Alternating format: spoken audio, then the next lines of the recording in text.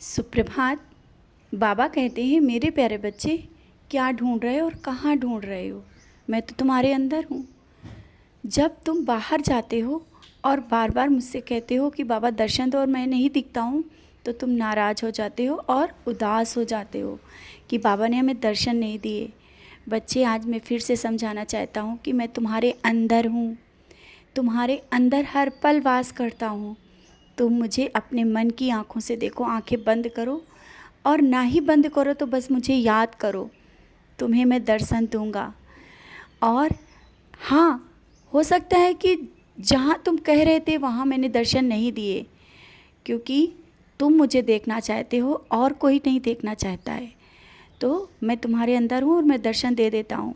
जानता हूँ हर जगह तुम मुझे देखना चाहते हो, हर पल देखना चाहते हो। ये तुम्हारे भक्ति भाव मैं समझता हूँ, शायद कोई नहीं समझ पाएगा। तुम्हारा और मेरा रिश्ता, तुम्हारी भक्ति, ये मैं जानता हूँ या तुम जानते हो। कोई भी चीज़ नहीं जानता, और इन तुम्हारी बातों का मजाक भी बन जाता है कभी कभी।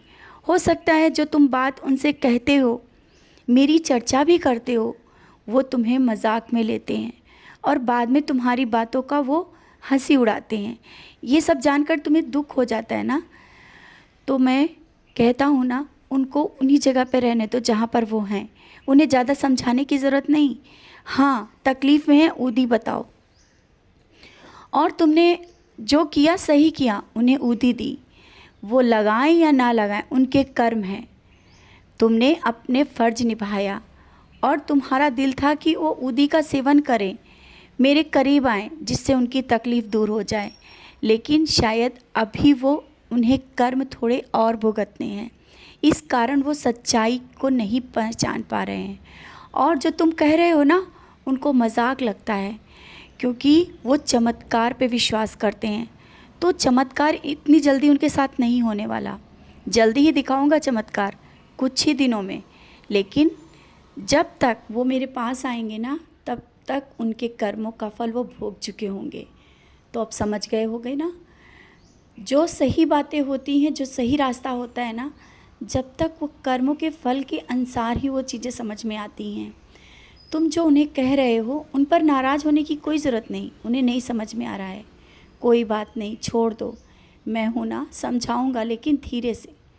और जो उनकी तकलीफ़ों को लेकर के तुमने मुझसे बोला है ना, अर्जी लगाई है, वो अर्जी मैंने स्वीकार कर ली, क्योंकि तुम्हारी भक्ति की लाज रखनी है मुझे। और हाँ, जो शारीरिक दर्द, रोग और परेशानियां हैं ना, ऊदी का सेवन तो कर ही रहे हो, लेकिन जहाँ पर दर्द है वहाँ पर ऊदी लगाओ। और ये ऊदी जहाँ पर दर्द है वहाँ लगाओगे ना, तो आराम ज़रूर होगा। ये मत सोचो कि यहाँ दर्द है, यहाँ लगा सकते हैं या नहीं। बच्चे, ऊदी एक औषध के रूप में लगाओ, मेरा आशीर्वाद है। वहाँ दर्द जहाँ पर है, जैसा भी दर्द है, ज़रूर जाएगा, लेकिन विश्वास होना चाहिए। तुम्हें विश्वास है ना ऊदी पर, तो ऊदी लगाओ और सब सही हो जाएगा। बड़ी से बड़ी बीमारी, और तुम ये क्यों सोच रहे हो कि इतनी बड़ी बीमारी होगी? छोटी से भी तो निकल जाएगी। पहले से ही तुम आगे से सोचने लगते हो और अपने मन को ख़राब कर लेते हो। मेरे रहते तुम्हारे पास क्या कोई इतनी बड़ी बीमारी आ सकती है, या तुम्हें कोई बड़ी तकलीफ़ हो सकती है? तुम अपने मानसिक रूप से उस बीमारी को बड़ा बना लेते हो। कुछ भी नहीं है ज़्यादा, कुछ भी नहीं है तुम्हें, थोड़े से ही सब कुछ ख़त्म हो जाएगा। और ऊदी जब सेवन कर रहे हो, ऊदी को वहाँ पर लगा रहे हो, तो कुछ भी नहीं, सब सही हो जाएगा। जो दर्द है, जो परेशानी है ना, सब सही होगा। विश्वास रखना। तुम्हें क्या लगता है मैं तुम्हारा दर्द और परेशानी देख सकता हूँ या देख पाऊँगा? जब तुम दर्द में होते हो, परेशान होते हो, तकलीफ़ में होते हो, उससे ज़्यादा तकलीफ़ मुझे होती है, दर्द मुझे होता है। तुम्हें मैंने थामा है, तुम मेरे बच्चे हो।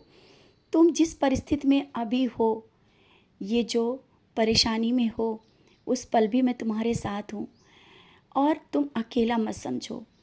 जो आज परेशानी तुम्हारे ऊपर आई है और जैसा तुम्हारे साथ चल रहा है, समय का दौर है, इसको हंसते हुए आगे निकल जाओ।